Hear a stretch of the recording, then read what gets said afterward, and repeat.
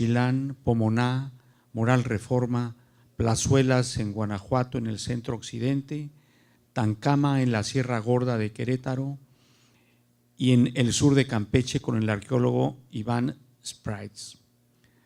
Fue director de la DEA, no la DEA la otra, sino la Dirección de Estudios Arqueológicos, y actualmente funge como curador de la Sala Maya del Museo Nacional de Antropología y además es profesor en el posgrado del ENCRIM. Su área de interés es el tema de poder y memoria. Se ha destacado por sus trabajos en el área del Alto Usumacinta, en el sureste de Campeche, así como diversas labores arqueológicas y de restauración en la zona arqueológica de Yaxchilán y en el Petén. Su participación lleva por título La producción del espacio como estrategia de legitimación Yaxum Baalam 4 de Yaxchilán. Los dejo con Daniel Juárez. Muchas gracias. Gracias, buenas tardes. Y bueno, pues es un honor estar aquí con ustedes compartiendo este trabajo de Yaxchilán y agradecer la invitación que me hicieran para participar en esta mesa redonda. Bueno, a pesar de que tengo poco pelo ya, como señaló Akira, y en efecto la discusión que voy a continuar había avanzado un trabajo previo en la reunión de mayas en Izamal el año pasado. Realmente estoy redondeando este trabajo y bueno, es una discusión que tengo con Akira prácticamente desde el año pasado, que se recrudeció en el avión. Entonces trataré ahorita de poner un poco de orden en la medida que yo entiendo el sitio. En su concepción sobre el espacio y la manera en que éste se produce, Lefebvre trata de comprender el proceso de configuraciones y disposiciones que cada sociedad imprime al paisaje cuando lo transforma. Bajo esta premisa, el espacio constituye un complejo entramado en el que participan la cultura, la historia y su intelección. Para entender este proceso, construye una tríada conceptual donde se articulan las prácticas espaciales con las representaciones del espacio y los espacios de representación. Las prácticas espaciales constituyen la manera en que se percibe el espacio, es la experiencia sensible. La representación del espacio identifican las formas en que éste se ordena. Finalmente, los espacios de representación reflejan el carácter vivencial en sus habitantes y de quienes participan en él. Bajo esta perspectiva, el espacio social asume múltiples dimensiones que conviven en las relaciones que son mediadas por el paisaje, el conjunto urbano, las edificaciones y los artefactos, elementos todos ellos que dan significado y especialización. Este último aspecto dinamiza lo que Lefebvre denomina lógica de visualización. Esto es una estrategia consciente que se orienta al espectador para que éste descubra el principio de autoridad. La monumentalidad entonces expresa la voluntad de poder que impone su propia lectura, como si ésta formara parte del pensamiento y aspiraciones de la colectividad. La arquitectura que genera y su ordenamiento en el paisaje cultural constituyen ejemplos del espacio dominado y como tales son el proyecto de un gobernante. En su configuración participan tres aspectos: el gesto, el indicio y la marca. El gesto establece la orientación y los puntos de referencia. Estos últimos constituyen las marcas. El edificio 21, notas de mi diario de campo. Cuando en 1882 Alfred Mosley visitó Yaxchilán, identificó sobre la primera terraza de la Gran Plaza un grupo de estructuras a las que designó como E, F y G, que corresponden a los edificios 20, 21 y 23. No proporcionó mayores referencias a ellas y simplemente mencionó que los dinteles del edificio 21 se encontraban sepultados cuando hizo el reconocimiento del sitio. Al año siguiente comisionó a su ayudante de campo, Gorgonio López, para que los desenterrara y remitiera al Museo Británico. Teoberto Mahler llamó a este edificio el Templo de los Dinteles Arrancados. Observó la presencia de 3 crujías y 5 vanos de acceso.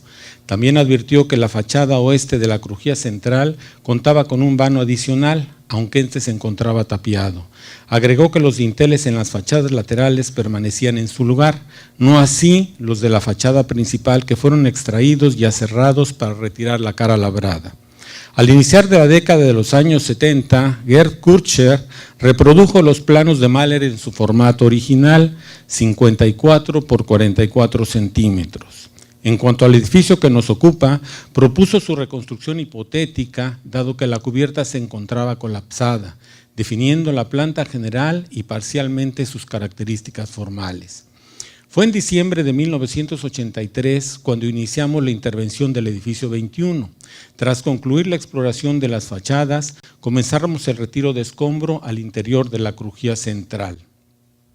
Solo se conservaron in situ algunas lajas de la moldura media que indicaban el arranque. Conforme avanzamos la excavación, se fue perfilando una banqueta perimetral. Al despejar el interior, advertimos los restos de un relieve estucado que alguna vez decoró el paño posterior, así como una estela inclinada sobre su costado derecho y recostada sobre el muro. La presión que el escombro ejerció al caer sobre la estela hizo que ésta funcionara como palanca sobre la caja que formaba parte de la banqueta, ocasionando la disgregación de la mampostería. Afortunadamente, la estela no se fracturó ni sufrió daños. No sucedió lo mismo con los relieves de estuco que decoraban el interior, ya que al que precipitarse la bóveda, el escombro arrasó consigo la porción superior del decorado. Los relieves describen una escena palaciega en la que participan 5 personajes sentados sobre una banqueta, 2 hombres y 3 mujeres, una de las cuales domina el espacio central. Lamentablemente, entre los escombros no se conservan elementos jeroglíficos que ayuden a identificarlos. La moldura superior de la banqueta representa una banda celeste rematada por cabezas de serpiente, de cuyas fauces surgen mascarones de Tlaloc. La cara frontal de la estela, que designamos con el número 35, muestra la imagen de una mujer efectuando un ritual de autosacrificio. Al año siguiente de que consolidamos el edificio y al no apreciar asentamientos diferenciales en la estructura, se decidió practicar excavaciones intensivas. Estas tenían como propósito identificar las etapas constructivas del inmueble, así como el obtener material cerámico en contexto para su datación relativa. Efectuamos un pozo de sondeo al centro de la crujía que nos llevó al descubrimiento de la tumba 5. La tumba quedó sellada por una doble cubierta de lajas que se recubrió con una capa de lascas de obsidiana gris veteada, destacando en este conjunto un cuchillo bifacial, que es el famoso cuchillo que comenta Akira. El edificio 21, la fábrica. Durante el proceso de excavación identificamos 3 etapas constructivas. Originalmente funcionó con una crujía sencilla cubierta por una bóveda en saledizo, cuyo ingreso se realizaba mediante 3 vanos situados en la fachada principal. La fábrica corresponde a sillares de roca caliza bien labrados que confinan rellenos de piedra compactados con tierra y zascaf. Tanto los paños interiores como los exteriores estuvieron enlucidos mediante un delgado aplanado de cal y zascaf. El pavimento lo constituía un piso de estuco blanco colocado sobre un firme de gravilla. La etapa 2A constituye, sin lugar a dudas, el momento de resignificación del edificio, ya que se le adosaron las crujías laterales con 2 vanos cada una. También se abrió una puerta sobre lo que fuera la fachada poniente para permitir el ingreso hacia la crujía central. La etapa 2B refleja una serie de modificaciones originadas por la iluminación del personaje que ocupó la tumba 5, reflejado en el adosamiento de contrafuertes, al igual que la banqueta perimetral con la caja para sembrar la estela. También se colocó un nuevo nivel de piso sobre un relleno de 30 centímetros, ya que el pavimento anterior se horadó y retiró parcialmente para acondicionar la cista.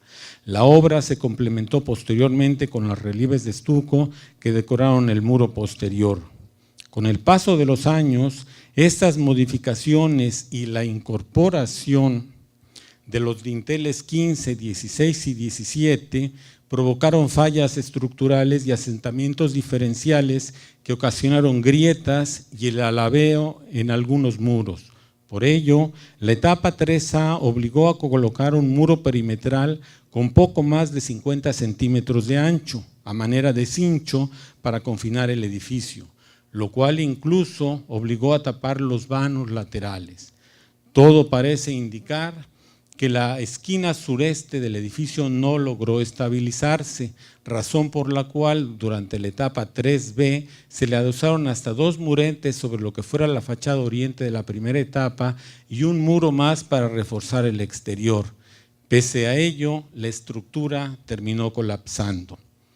La tumba 5. Hacia mediados de noviembre de 1984 iniciamos el pozo 2 en la crujía central. Roturamos el piso de estuco que no mostraba señales de alteración y retiramos parte del relleno. Quedó al descubierto un entierro que fue marcado con el número 30. Se trató de un entierro primario, directo, con una orientación general de noreste a sureste y en posición de cúbito dorsal extendido con un largo máximo de 85 centímetros. En este mismo contexto y a escasos centímetros de las extremidades inferiores, localizamos una ofrenda que registramos como elemento 71, consistente en un cajete y un incensario del tipo miseria al pastillaje. Ambos hallazgos formaron parte del evento con el cual se clausuró la tumba. Tanto el entierro como la ofrenda descansan sobre un lecho que a primera vista identificamos como lascas de obsidiana y registramos como elemento 72. En este conjunto destacó un cuchillo bifacial de 34 centímetros de largo, localizado en posición vertical sobre el eje trazado por la puerta central con la caja de la estela. En opinión de John Clark y de Alejandro Pastrana, quienes tuvieron oportunidad de revisar el bifacial en aquellos años, apuntaron que la técnica de manufactura pudo haber sido teotihuacana, caracterizada por los astillamientos hechos mediante presión sobre ambos bordes. Aunque esta ofrenda contiene esencialmente tanto desechos de talla como núcleos y navajas prismáticas de diferentes series en obsidiana gris veteada, seguramente de los yacimientos del Chayal también identificamos restos de sílex. Resultará interesante agregar que una de las navajas y un fragmento distal de otro ejemplar, al igual que 2 fragmentos de espinas de raya que formaban parte del mismo conjunto, muestran inscripciones jeroglíficas. La lectura que Eric Velázquez en una comunicación personal me hizo el año pasado, en los objetos 72.2 y 72.4 señalan que ambas contienen la misma fórmula de consagración. El hombre de Chit es el de 9 cautivos, señor de Chalté, complació a la muerte. Quiero agregar nada más que Eric en ese momento me llamó la atención que era una lectura previa y esto estaría sujeto a discusiones. Aclaro que tampoco soy epigrafista. En esta región, una tumba similar con una capa de lascas de obsidiana fue reportada por Arthur Demares y asociados en la estructura L5-1 de 2 pilas. Se trata del entierro 30, que muy probablemente corresponde al gobernante 2 de aquella entidad, Itzamnaj Cahuil, quien falleció en el año 726, como se consignó en la estela 8. La cista es de planta rectangular con muros de mampostería bien labrados en sus caras norte, oriente y sur.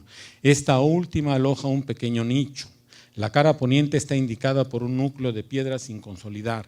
Las paredes de la cista recibieron un elucido de estuco y se recubrieron con esteras, cuyas improntas recuperamos en algunos fragmentos.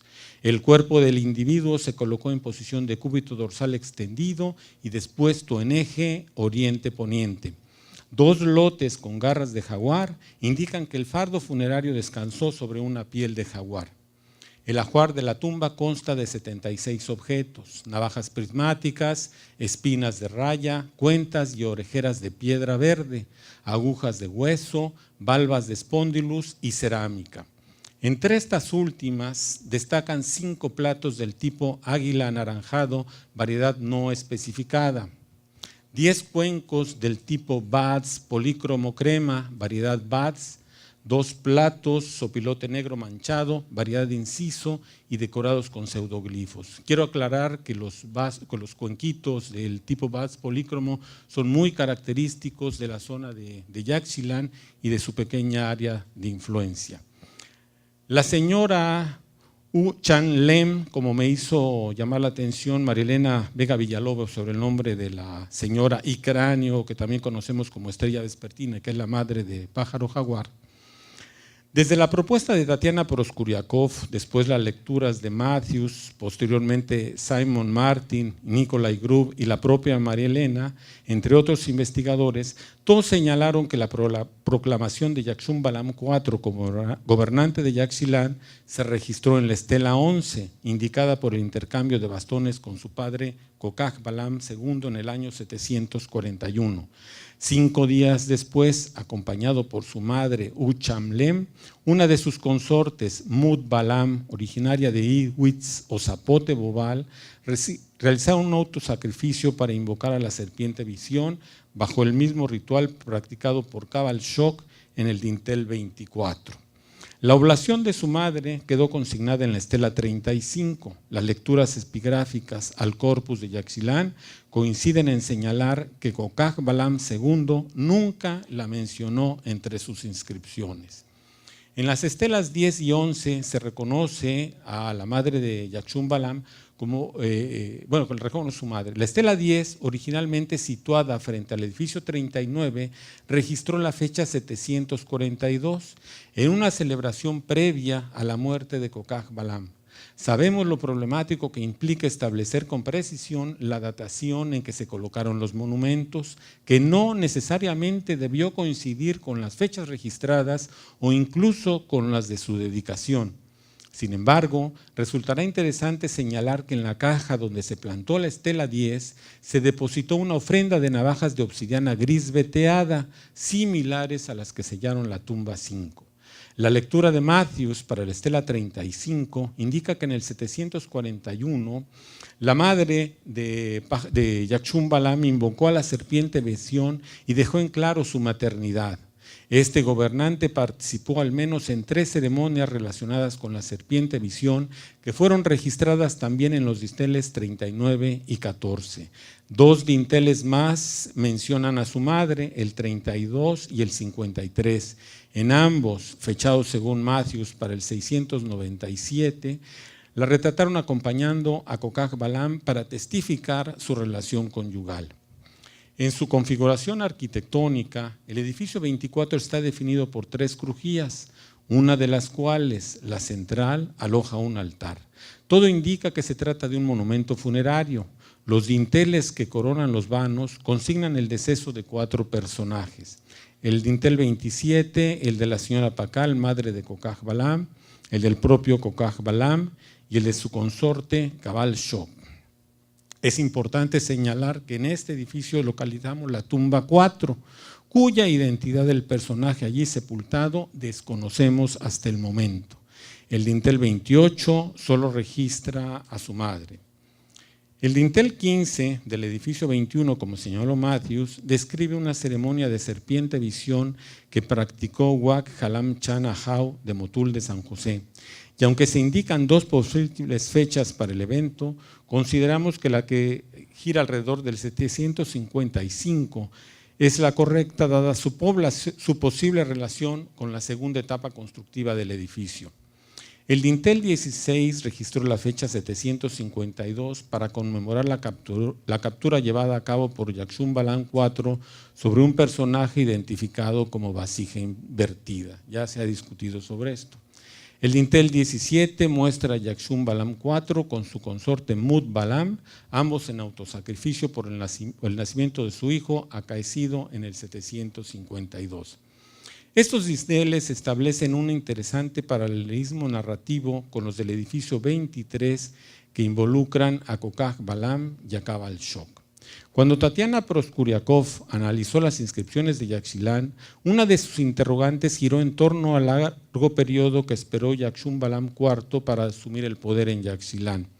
Una posible respuesta la sugirió Catherine Josran con la relectura del Intel 23. El edificio donde se sitúa ha sido identificado como el hogar o la casa de linaje de Cabal Shok, y la evidencia arqueológica parece confirmarlo, dado el hallazgo de la tumba 3 en la crujía central. Roberto García Moll publicó que los restos allí depositados pertenecieron a una mujer de alrededor de 40 años, entre cuyo ajuar localizamos varios punzones de hueso que le pertenecieron. El dintel 23 no solo establece que en 724 se dedicó la entrada de su hogar, sino también se detalla la genealogía del linaje Shok. Afirma ser hermana del clan de la señora Pakal Shok, esposa de Yakshum Balam III. Sus padres fueron la señora Shivalba y Ahkan Shok. Otra de sus hermanas de clan fue la señora Tahal Tun, quien llegó a ostentar el título de Bakab.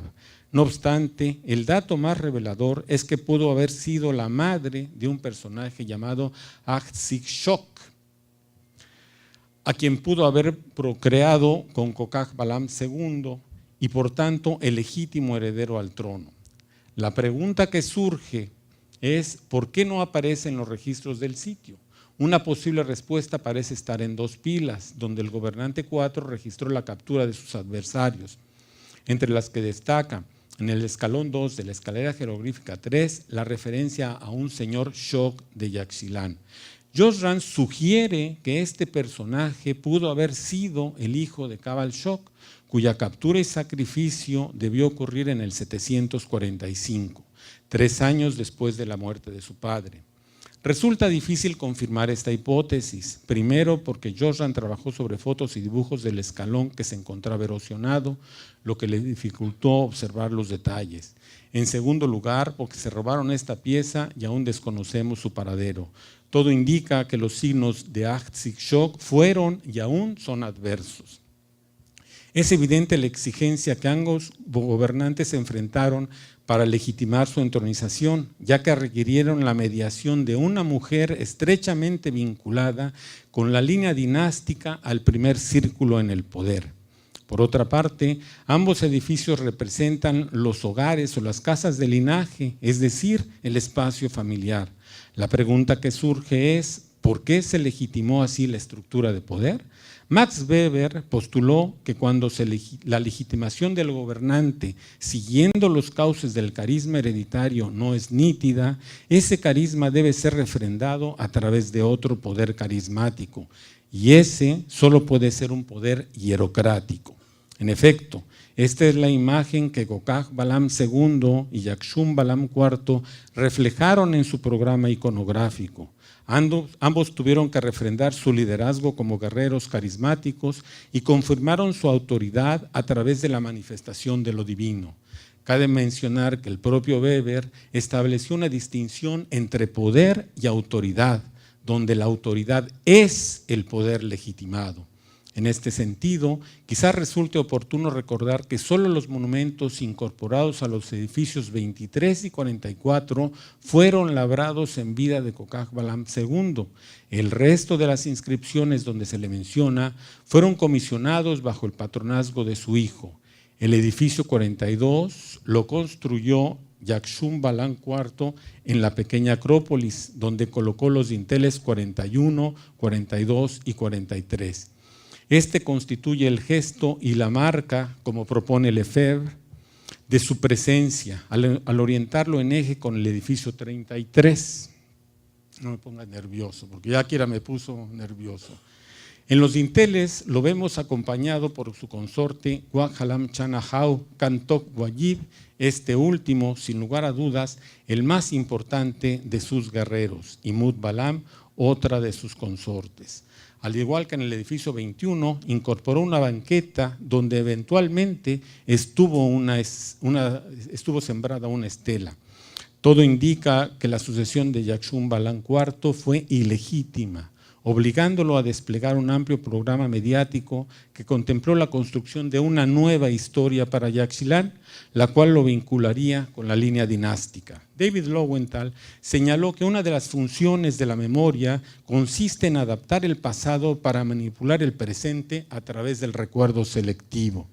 Al año siguiente de la entronización del gobernante IV de Dos Pilas, ocurrió el deceso de Kokaj Balam con la consecuente disputa por la sucesión.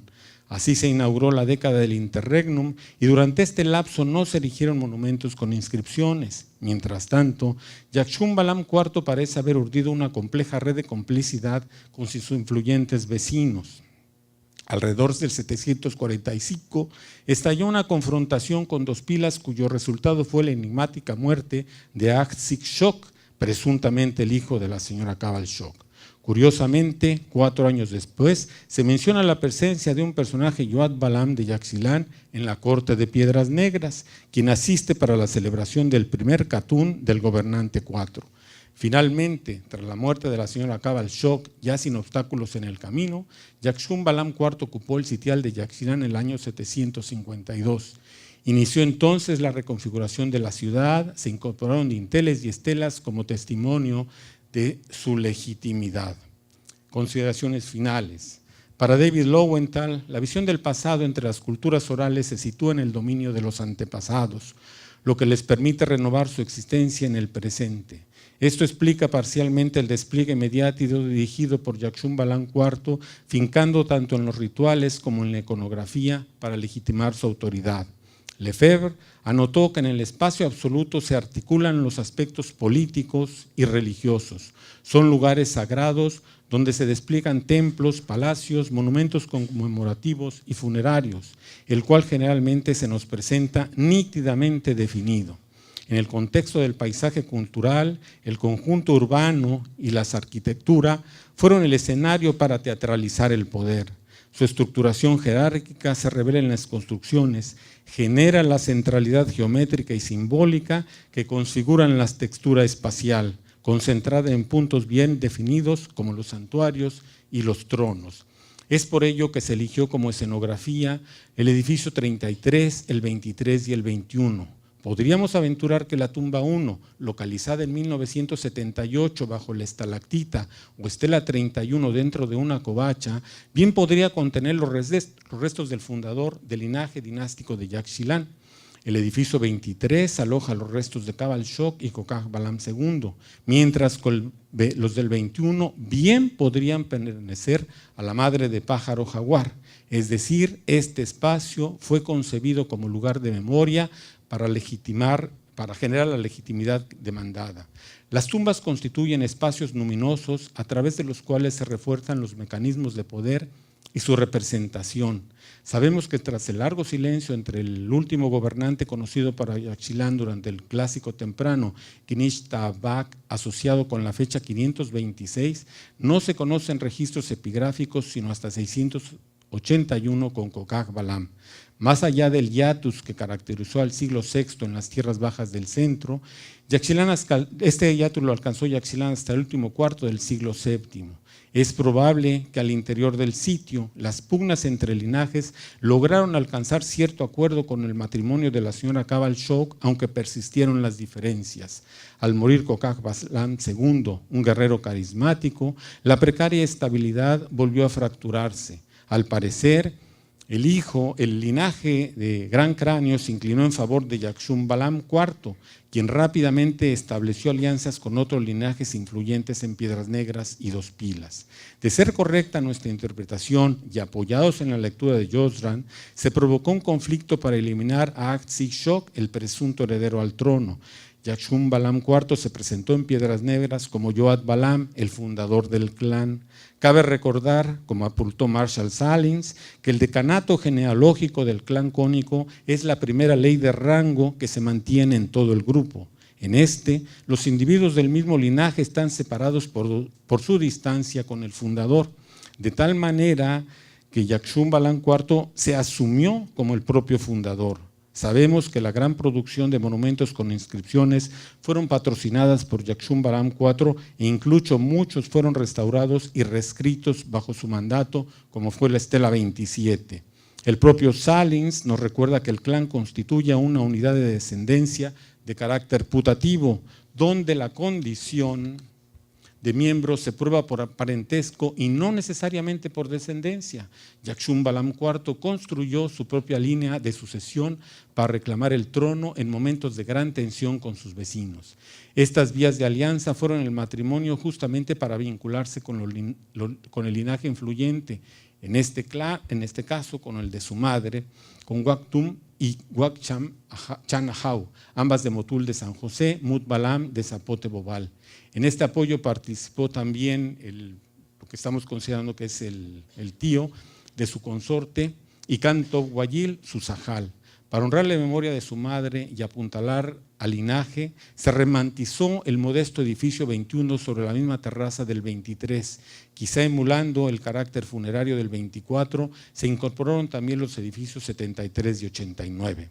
El espacio político no es determinado únicamente por las acciones que comporta. En su génesis confluyen los artefactos que participan de las prácticas sociales, las imágenes que perciben los usuarios, los símbolos que lo marcan, la construcción de edificios que le dan sentido a la trama urbana y las relaciones sociales que se inscriben en el paisaje cultural. Muchas gracias. Perdón por el… Y no te pasé esta, ¿no?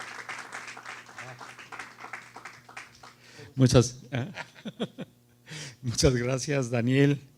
Muy interesante tu presentación. También generalmente va a generar polémica. No cambié las conclusiones. No, yo lo sé. Te hacemos entrega formal, ¿sale? Aquí te queda el control, por eso lo lleva.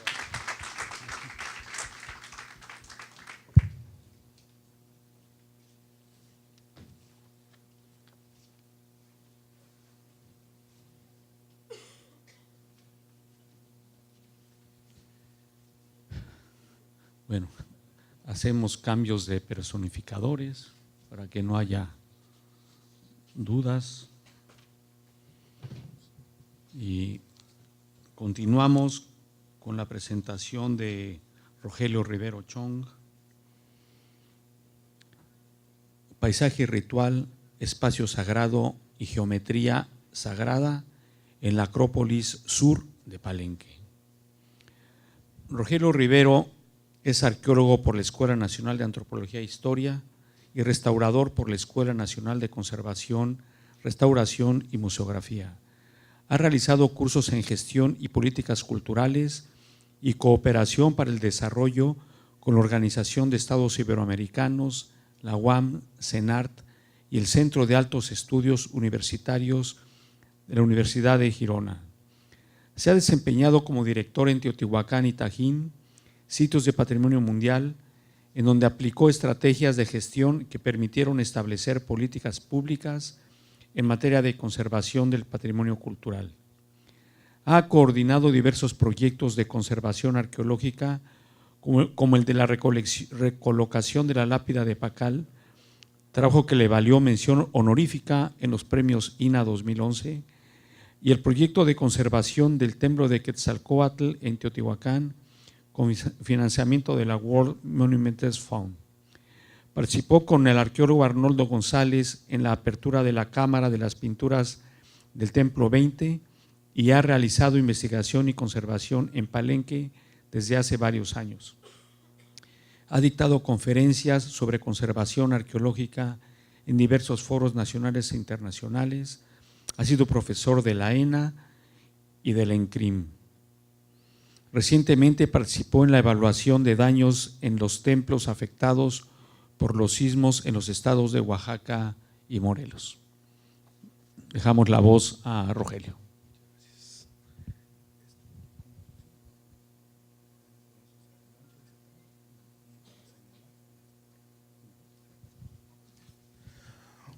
Buenas tardes. Muchas gracias al comité organizador y a todos los asistentes y en especial al comité organizador por la invitación a este foro. Muchas gracias. Me voy a bajar porque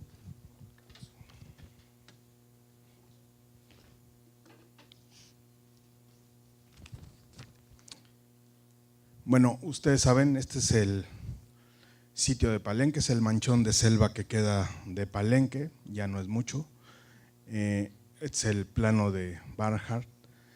Y de lo que vamos a hablar en estos 20 minutos es básicamente el Templo 20. El Templo 20 se ubica en la Acrópolis Sur, es un templo que fue pues, prácticamente ignorado durante todos los viajeros exploradores que pasaron por el sitio durante muchos años, hasta que en 1994 el Proyecto Palenque intentó excavarlo, inició unas excavaciones que suspendieron porque encontraron a la Reina Roja y entonces ya no continuaron con ese templo. Hasta 1999 que el proyecto del Grupo de las Cruces de la doctora Merle Green y con su jefe de campo Alfonso Morales encontraron una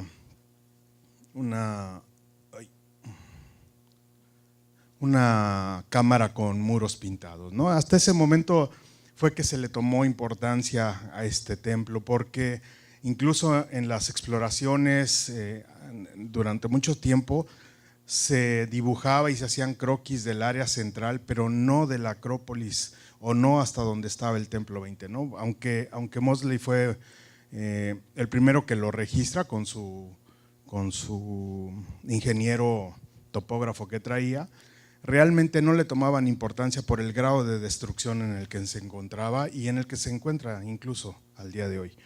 Bueno, entonces nos propusimos en el 2012 con el arqueólogo Arnoldo hacer la investigación de este templo, no solo porque abrimos la Cámara de las Pinturas, sino para establecer realmente cómo estaba compuesto este templo, ¿no? Los resultados del proyecto de las cruces decían que es un templo que nunca fue terminado, que había sido medio desmantelado, destruido, que tenía fallas estructurales naturales, bueno, una serie de conclusiones que no eran del todo coherentes, a veces se contradecían unas con otras.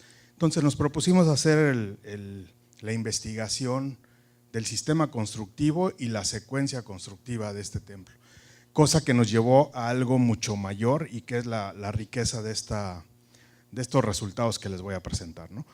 Para hacer esta investigación busqué un método que se adaptara a mis necesidades, un método sencillo que utiliza el arquitecto Gaspar Muñoz, que son 4 aspectos de análisis para analizar la arquitectura maya.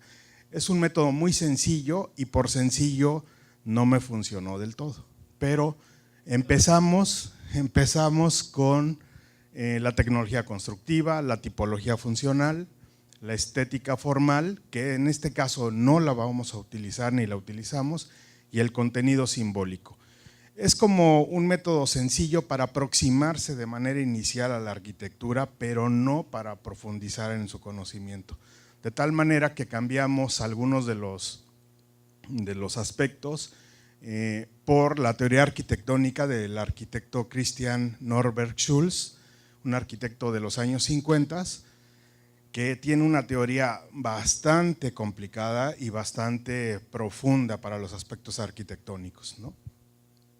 En este caso me voy a saltar todo lo de la tecnología constructiva, les voy a presentar solo los resultados porque es mucha información y lo que interesa es el contenido simbólico, ¿no? Utilicé también una serie de clasificación que han utilizado en otras zonas, como en la zona Ecopan, los arquitectos Homan Bogrin y Hasso Homan, donde hace una clasificación de los elementos constructivos, ¿no? De primer orden, de segundo, tercero y cuarto, que me sirvieron para hacer la clasificación de los elementos constructivos de cada etapa constructiva del templo. Y un modelo de clasificación del arqueólogo Martin Lomny, que utiliza una clasificación basada en la gramática de Lévi-Strauss y de Noam Chomsky. De él solo tomé algunos ejemplos de clasificación que me servían para mi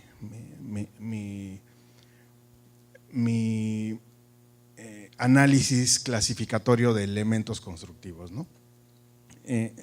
Una parte importante es donde nos dice que una estructura funcional es una representación de lo que es observable y una estructura conceptual es la representación de aquello que no es observable, pero que ha sido usado para crear todo aquello que observamos. Esto es muy importante cuando veamos la parte simbólica del templo. Bueno, la tipología funcional es parte del concepto arquitectónico de tipo, entendido como la repetición de soluciones. No, esto se utiliza incluso para las tipologías cerámicas. Es una esfera de clasificación en base a los aspectos morfocomposicionales de los elementos constructivos, ¿no? El contenido simbólico, nos decía el arquitecto Gaspar Muñoz, que es… no, aquí ya me salté lo de Gaspar Muñoz. Este es lo que nos dice el arquitecto Christian Norbert Schulz, que es está determinado por el medio social, el medio físico y el medio simbólico, y esto conforma a su vez el espacio existencial del hombre. El espacio existencial está conformado por esquemas que en este caso lo forman los edificios, ¿no? En este caso van a ser los edificios de la Acrópolis Sur, con énfasis en el Templo 20, ¿no? Una definición que me sirvió mucho para este análisis es la que está arriba, que dice que un edificio solo revela todo su significado cuando lo vemos como parte de un medio simbólico, en el que todos los objetos son portadores de valores en tanto que participan en acciones humanas que no son nunca indiferentes. Incluso los nombres que damos a las cosas expresan que pertenecen a un sistema de símbolos. Así es como empecé a ver el Templo 20, como un elemento que pertenecía a un conjunto de valores, no como un conjunto aislado, ¿no? El Templo 20 está está en la Acrópolis Sur. La Acrópolis Sur es una plataforma que se encuentra en el pie de monte del Cerro El Mirador, tiene alrededor de 170 metros en el eje norte-sur, con un declive de más o menos 10 metros del extremo sur al extremo norte, es decir, es una explanada casi horizontal, tiene un ligero declive y en su parte más ancha tiene alrededor de 80 metros. Es una explanada de pie de monte. En esta plataforma, no es explanada, en esta plataforma está el Templo 20.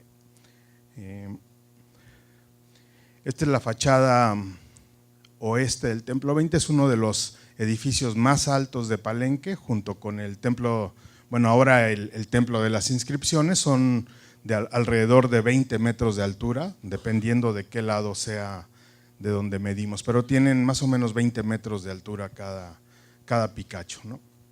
Esta es la fachada norte, a donde está también el Templo 20A adosado, pero es un gran montículo, ¿no? Es la fachada este y la fachada sur. Así es como está el día de hoy actualmente, ¿no? Los antecedentes son muy pocos, en realidad solo había pasado Mosley, donde lo dibujó con su ingeniero Henry Price, lo publica después en su Biología Central y Americana. Franz Blum hace una pequeña descripción donde enfatiza la destrucción. Alberto Ruz solo lo limpia para facilitar el registro topográfico de la Acrópolis. Y en los años 70, una comunicación verbal del arqueólogo Arnoldo González fue utilizado como banco de material para consolidaciones de otros edificios, ¿no? Entonces no sabemos de qué fachada se hizo la utilización de esos materiales, pero bueno, hay una que casi no tiene material, que es la fachada norte, ¿no? En el 94 el proyecto arqueológico, bajo la dirección de Arnoldo, comisiona al arqueólogo Gerardo para hacer una serie de pozos en donde encuentra un elemento que ahorita vamos a ver, pero como les digo se suspendió porque encontraron a la Reina Roja, ¿no? En el 96 empieza el proyecto del Grupo de las Cruces, se dedican a hacer pozos de exploración en todos los templos del Grupo de las Cruces, y encuentran la cámara de las pinturas. En el 2003 se suspende ese proyecto y en el 2010 la arqueóloga Marta Cuevas realiza una serie de mantenimientos en el templo, lo nivela en la parte superior porque estaba con una pendiente muy pronunciada, y en el 2012 al 16 nos dedicamos junto con el arqueólogo Arnoldo a realizar la exploración arqueológica. Así es como Mosley encuentra la Acrópolis. Aquí está el templo 20 desmontado y el templo de la Cruz. Esta es la montaña del Cerro del Mirador. Imagínense que no existe el Templo del Sol, ni la foliada, ni estos picachos pequeños del templo 14, el 15, etcétera. Y en realidad solo hay 3 grandes picachos. Uno muy grande, que es la montaña, y 2 que son el picacho del norte y el picacho del sur, ¿no? Así les vamos a llamar ahorita tentativamente. Este es el plano de Henry Price, donde ya marca el templo 20, ¿no? Es uno de los edificios más altos. Este es el de la Cruz, y este es las inscripciones, y este es el 20. Este es el elemento que encuentran en el año 94, es un remate de columna, no es dintel, es un remate de columna que está con un glifo. Este corresponde a la última etapa constructiva del templo. Esto es parte de las excavaciones del PARI o del Grupo de las Cruces. Esto es como lo vamos a ver un poquito más adelante, es la remodelación de una de las etapas, ¿no? Aquí está el hueco por el que encontraron la cámara de las pinturas. Así estaba en el 2010 y así lo dejaron en el 2011. Nivelaron todo el santuario y el templo superior y las pilastras. Bueno, les decía que me iba a ahorrar un poco lo de los sistemas constructivos, pero rápidamente les comento. Tiene 3 etapas constructivas el templo, identificadas todas ellas, y aquí lo que hicimos fue primero hacer una reconstrucción de los niveles de la roca madre. ¿Dónde estaba la roca madre, no? El templo tiene un fuerte desplome hacia el norte está para acá,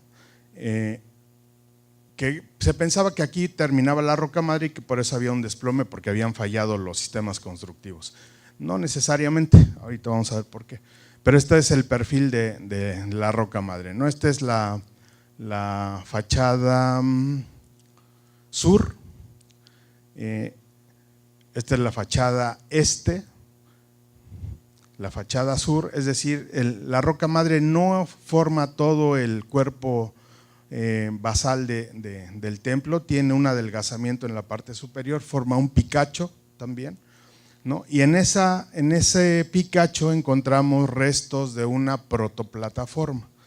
Se encontraron materiales compactados de arcillas con mucha cantidad de tiestos y de tepalcates que no soy el especialista de la cerámica, pero el compañero arqueólogo que estaba analizando la cerámica nos confirmó que hay material de preclásico tardío en esos rellenos, ¿no? Entonces, pues eso nos empezó a generar ahí una inquietud, porque los materiales que se habían recuperado de la cámara de las pinturas no tenían una antigüedad como la que estaban en los tiestos de esos rellenos, ¿no? Los materiales que están en la cámara son de clásico temprano, ahí no tenemos preclásico tardío.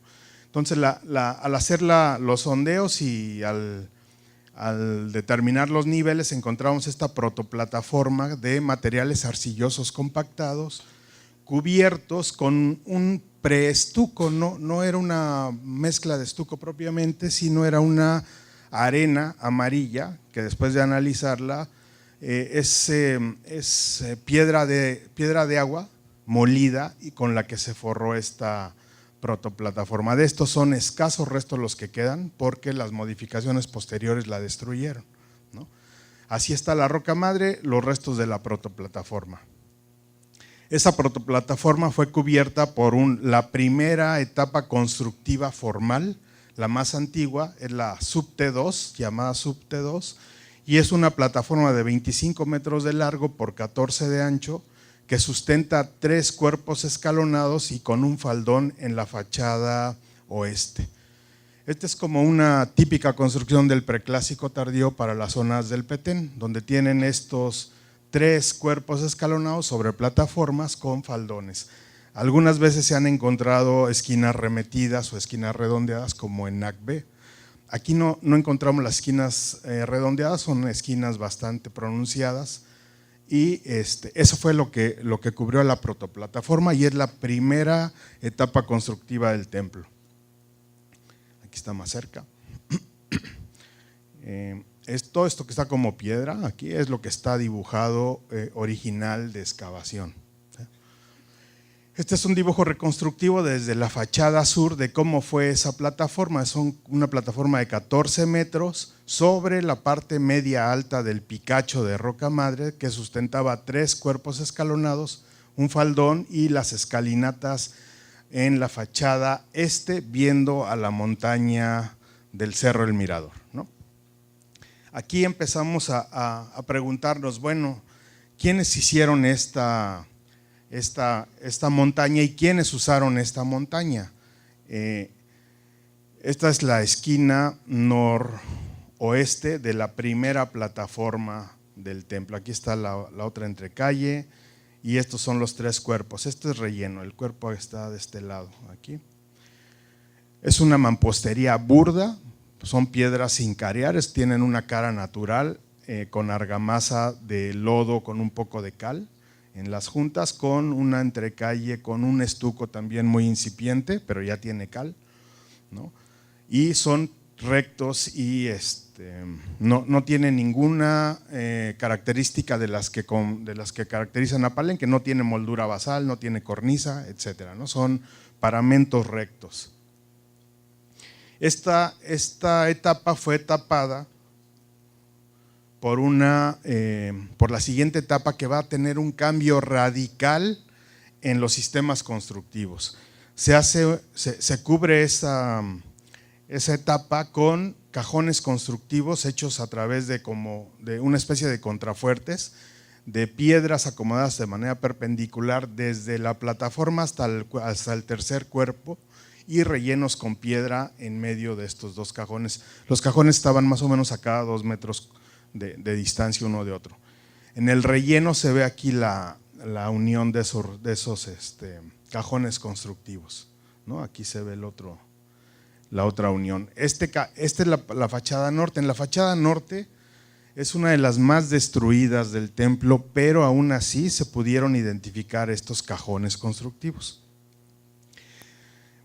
Taparon esa etapa, pero no por completo, y le construyeron una remodelación que fue la que excavó el proyecto Pari, creyendo que era la etapa más antigua, donde ya integran elementos nuevos en la arquitectura, ¿no? Ya hay alfarda con cornisa y bueno, aquí abajo está la moldura basal, pero no la habían excavado, ¿no?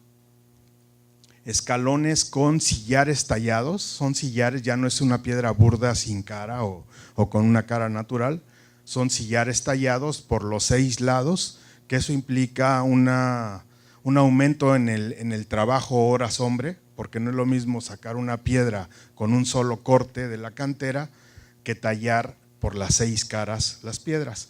Pero no me digas, entonces voy rapidísimo.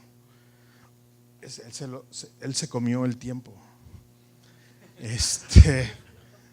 Bueno, me voy a saltar muchas cosas. Bueno, entonces estas piedras talladas no son las de la siguiente etapa, porque es piedra dura. En la siguiente etapa utilizan esta piedra suave, que son sillares perfectamente tallados por los 6 lados. Este es el aumento de tamaño de la siguiente etapa. Crece más hacia el norte, no es simétrica y arriba remata solo una plataforma trapezoidal que lo que está significando es que está dándole una forma abstracta de la montaña. La montaña sagrada es la que está enfrente, es el Cerro El Mirador, que tiene una cueva, tiene corriente de agua, es la montaña más alta del paisaje natural que tiene Palenque, y entonces lo que hacen es reproducir esa montaña. Estos son los cuerpos escalonados, esta es la plataforma que está por debajo y aquí debajo hay una tumba. Ya no pasa. Ahí voy. Bueno, en la mañana nos decía Benito Venegas que los dos, bueno, aquí nos preguntábamos quién hizo esas plataformas y quién las está usando dentro de un paisaje ritual. En la mañana nos decía Benito que en la zona de Nauyaca, Limón, en los grupos Nauyaca y Limón y de Retiro de Moisés y en la parte oeste del sitio están unas aldeas de preclásico tardío, ¿no? Entonces empezamos a ver dónde estaban desplantadas esas aldeas o esos primeros asentamientos, y están en las estribaciones, o en las últimas estribaciones o en las primeras, dependiendo de dónde venga uno, ¿verdad? Pero estas estribaciones son una gran caída de agua que tienen alrededor de entre 800 metros y 1 kilómetro de distancia. Esas grandes caídas de agua, estas llevan agua todavía, están formadas por gurs, así se les llama a estos. Son carbonataciones perpendiculares que se forman a la corriente de agua, ¿no? Estas son las que uno puede ver cuando sube por el sendero ecológico, pero todo esto tiene 800 metros de largo. No lo vemos hoy porque está debajo de la vegetación, pero en realidad era una gran caída de agua o grandes caídas de agua que le dan el nombre real de la Camjá, ¿no? El lugar de las grandes aguas y de las aguas calmas, como dice el Popol Vuh, ¿no? Entonces aquí me empezó a generar la idea de que la selección no es solo funcional, sino también es simbólica a dónde se van a sentar la primera ocupación de Palenque. Esta es una formación que está debajo del Grupo Norte. El Grupo Norte también está casi apoyado sobre piedra de agua. Esto es la tufa o toba calcárea, ¿no? Aquí este es el grupo 1, este es un pedazo de toba calcárea, y el grupo 1 está encimado sobre la toba, y los suelos de algunas de las habitaciones están tallados en esas tobas. Es decir, los asentamientos, aunque no es clásico, se asentaron directamente sobre esas evidencias de las aguas petrificadas, ¿no? Entonces, de ahí me surgió esta inquietud de que hay una selección simbólica del lugar para sentarse y no una elección necesariamente funcional o defensiva, como se ha dicho muchas veces. ¿Qué es lo que nos dice el Popol Vuh? Que arriba de las aguas calmas se encontraban las 3 piedras del universo. Aquí fue donde empecé a ver, bueno, si aquí hay 3 grandes picachos, pues veamos si es la representación de esas 3 piedras del universo. Está la montaña del Cerro El Mirador, este picacho que siglos después será el Templo de la Cruz y el Templo 20. Estos no existían, ¿no? Y con un análisis de ejes que propone también uno de los arqueólogos y arquitectos que consulté, tenemos que al extender los ejes axiales sobre el centro de los edificios, nos genera el triángulo, ¿no? Nos generan una serie de triángulos que van a conformar la geometría sagrada. Son estos esquemas que dan origen al espacio arquitectónico y al espacio existencial. Este triángulo es el primer triángulo, este es el área sagrada de la Acrópolis, y después, muchos años después, se hace una geometría metafórica sagrada también, ¿no? Que son el Templo de la Cruz, el Templo del Sol y la Cruz Foliada. Pero el primer triángulo natural, porque estos 2 picachos son naturales y con la montaña, es este, ¿no? La protoplataforma va a representar la primera montaña metafórica del sitio, de todo el sitio de Palenque, ¿no? Después la subT2, como les dije, tapa la protoplataforma. La protoplataforma y la sub tienen la misma alineación, se conserva la misma alineación, y va a ser este sistema de triángulos que conforma la geometría sagrada, ¿no?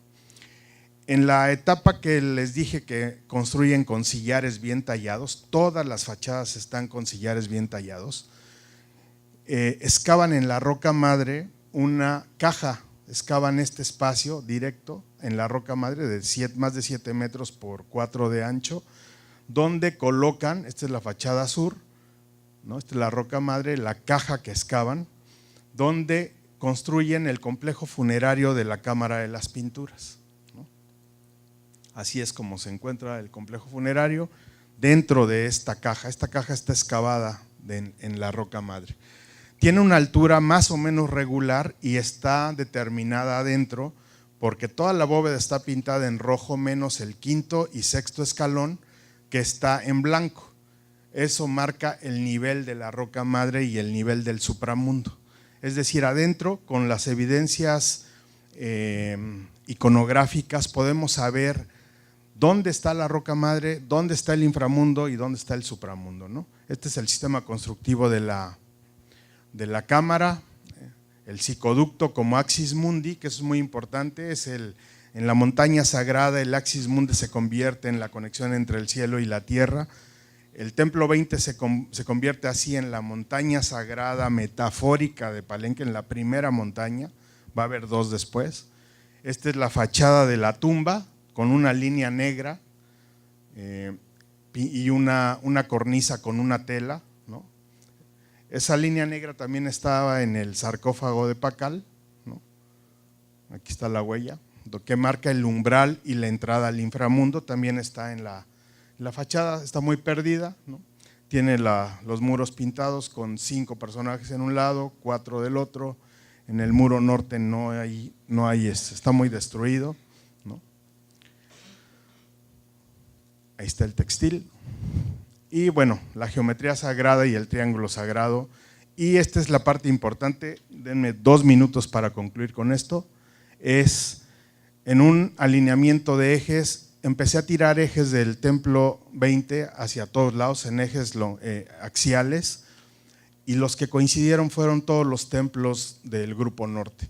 Después lo hice al revés, del Grupo Norte tiré los ejes en perpendicular a todos los muros traseros de los edificios y todos pasan por la plataforma del templo 20, por la alineación del juego de pelota y por el ignorado que está aquí junto al río. Curiosamente, la mampostería utilizada en la última etapa constructiva del templo 20 solo se repite en los edificios del Grupo Norte, en ningún otro lado de Palenque, solo ahí, y en parte del juego de pelota y en este templo. En ningún otro edificio se repite la mampostería, ¿no? En la última etapa constructiva, lo que hacen es abstraer el concepto de útero, que es la cámara funeraria, como hacedora de ancestros y de vida, lo abstraen bueno, esto se encontró ahí también, déjenme pasarle rápido, ya no salió esa, bueno, en la última etapa constructiva forman un santuario como los que va a haber después en el Sol, Cruz Foliada, estos santuarios internos, que es la abstracción de las 3 cámaras de la primera cámara funeraria con sus 2 cámaras laterales, la abstraen y hacen una forma de T dentro de la crujía, que es la abstracción de toda la montaña con el santuario, ¿no? Finalmente, estas diapositivas son 3, esta. Aquí está la montaña sagrada de Palenque, la montaña natural, el paisaje ritual natural. Este es el paisaje, el espacio sagrado es el templo 20, la montaña y el templo de la cruz. Esa es la montaña sagrada natural. Esta es la montaña metafórica, la primera montaña metafórica para Palenque. Esta es la segunda montaña metafórica para Palenque. Y este es el axis mundi donde se recrea la creación del mundo maya. Hay 3 montañas en Palenque, ¿no? Las grandes aguas, la montaña, este es el paisaje natural, ritual y sagrado, este es el metafórico, ¿no? Y muchas gracias.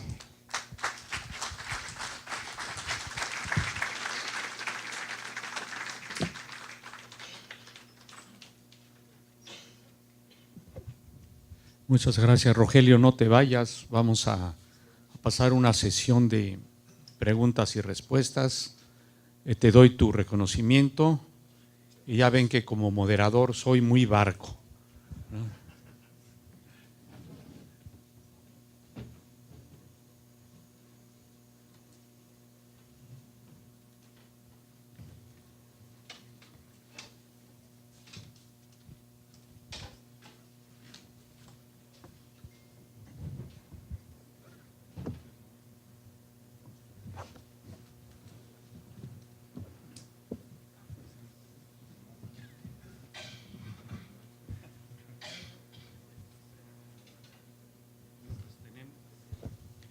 Tenemos espacio para que hagan sus preguntas, expresen sus dudas, reclamos aquí a los ponentes.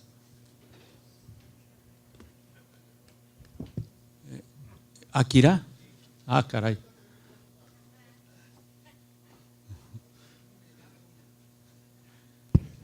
Es que no tenía pilas. ¿Tu nombre? Soy arqueólogo Akira Kaneko de Centorina, Chiapas. Primero quiero felicitar a ambas de trabajo y Rogelio, quiero preguntar una cosa, porque está trabajando como arqueólogo y restauradores de doble tracción. Quiero saber cómo sacaste el perfil de roca madre. Por excavación, porque había supuestamente arriba escombro, algunas arquitectura o radar, etcétera. Por siguiente razón, porque estoy enfrentando problema, edificio 41 de Yaxchilán, que supuestamente tengo hipótesis que tiene roca madre, está acumulando agua, que una parte está cayendo. Por tanto, este interés, ¿cómo sacaste la tan perfil completa de roca madre? Sí fue con excavaciones, con pozos de exploración, fui tomando los niveles. Y aparte de que hicimos GPR y tomografía eléctrica también, pero básicamente fue con pozos de exploración. Okay, gracias.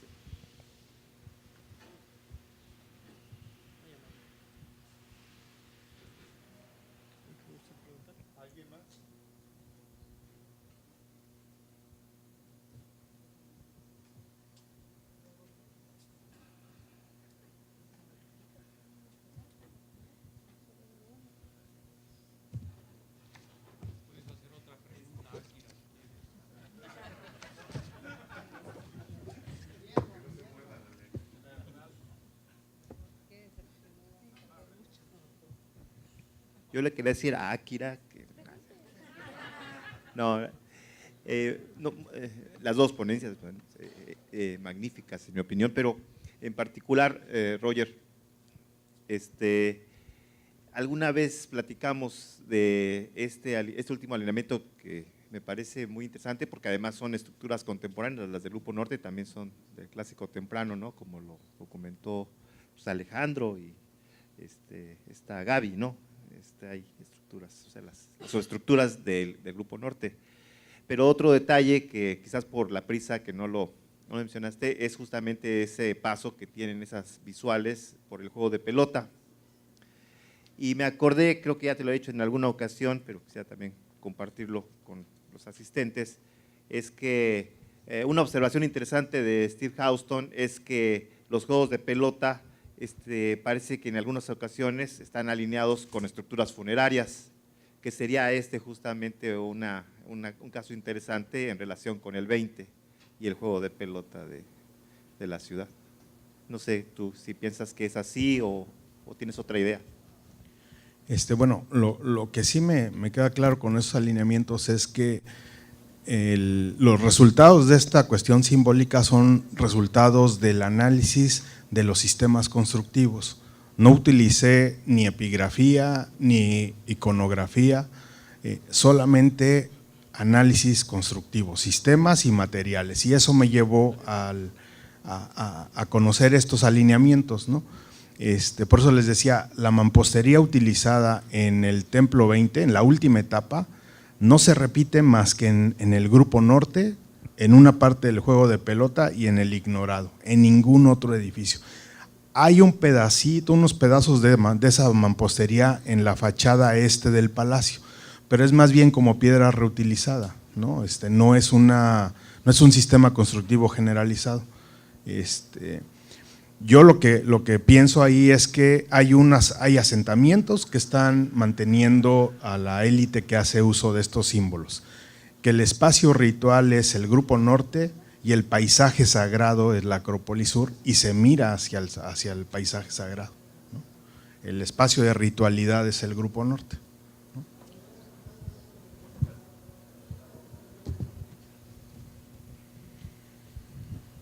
Sí, buenas tardes. Respecto de la excavación esta que se suspendió para ingresar a la tumba en el 2003-2004, estaban penetrando con una trinchera, con un túnel más bien en el penúltimo cuerpo frente a la fachada principal. Entonces, si usted dice que es un recinto que está excavado en la roca, ¿ellos no iban a poder penetrar sin tener que romper la roca? Incluso esa trinchera la abrimos, o sea, bueno, se quedó medio mal rellenada, Sí. nosotros la limpiamos para entrar y justamente se quedaron arriba como 20 centímetros del nivel de la roca madre. Limpiando, incluso así se encontró uno de los accesos, limpiando había mucho relleno y roca madre, entonces ahí estaba el corte. Y el relleno era el relleno que utilizaron para cubrir la parte superior de las cámaras, ¿no? Se quedaron a 20 centímetros de encontrar el corte de la roca madre.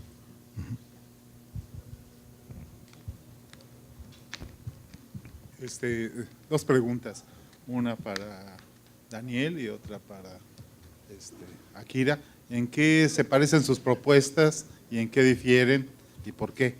Y para el colega de lo de Palenque, ¿tienen alguna mejor fotografía de las pinturas? Porque sería interesante ver o comprobar de alguna manera la propuesta con materiales iconográficos, nada más.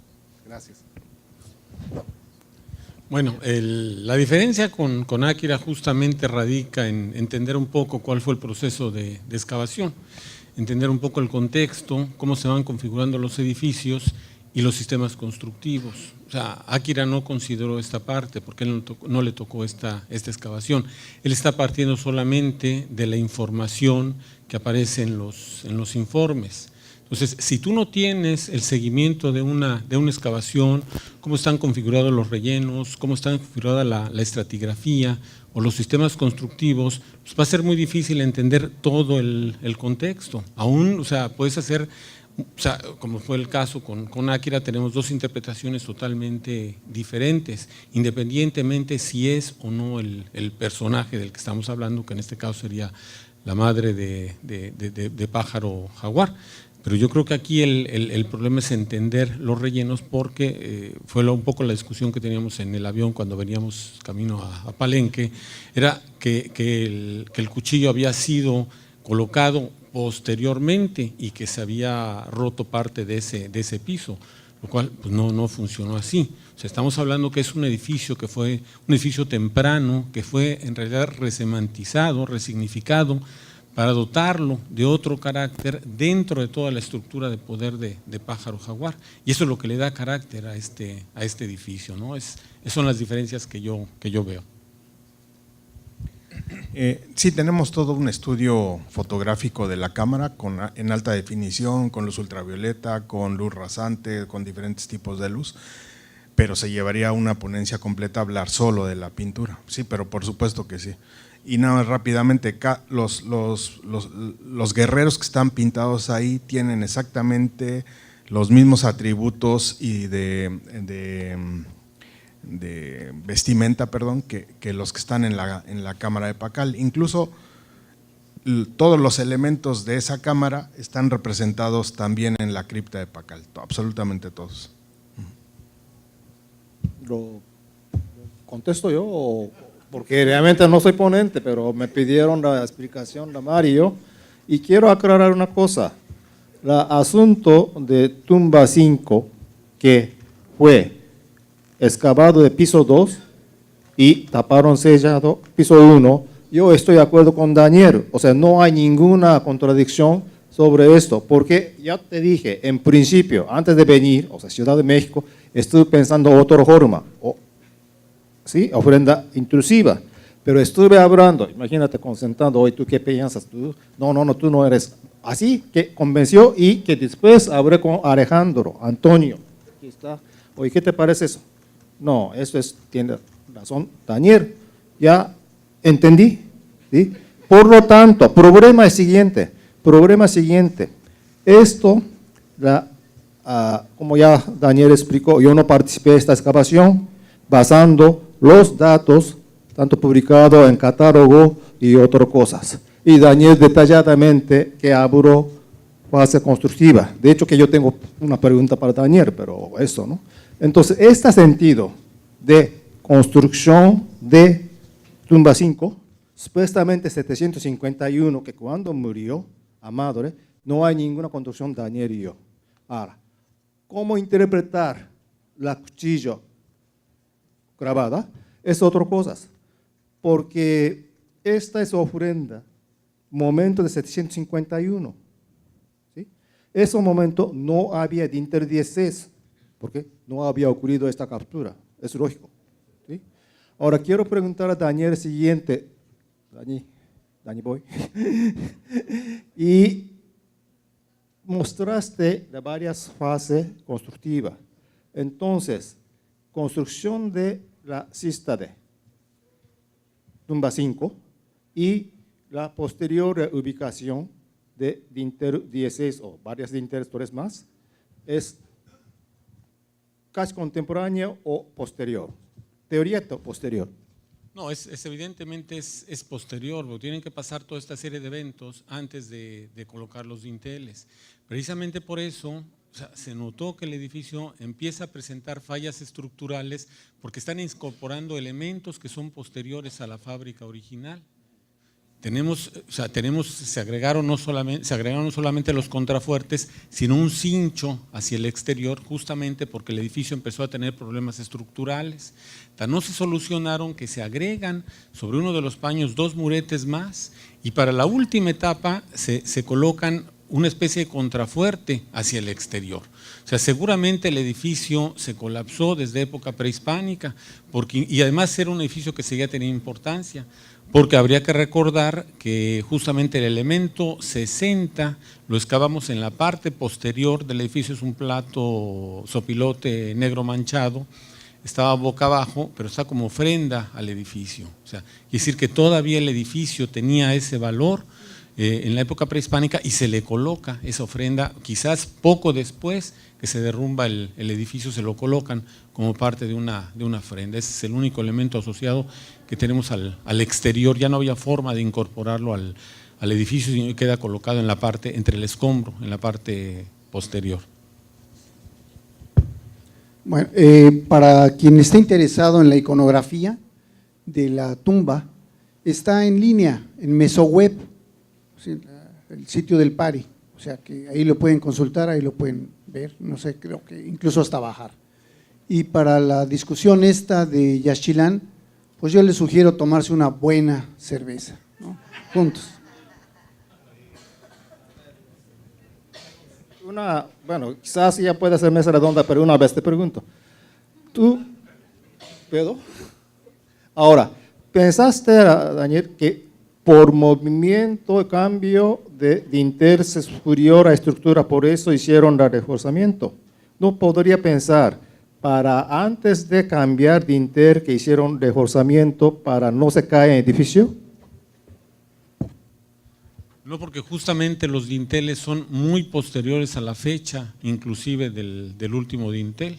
O sea, es muy tardío. Entonces, hubo obviamente que no sé cuál fue el sistema que se utilizó en la época prehispánica para apuntalar bóvedas, ensaledizo y todo esto para retirar los dinteles que había antes que no estaban labrados seguramente e incorporar esos dinteles ya con toda la iconografía que estableció Pájaro Jaguar.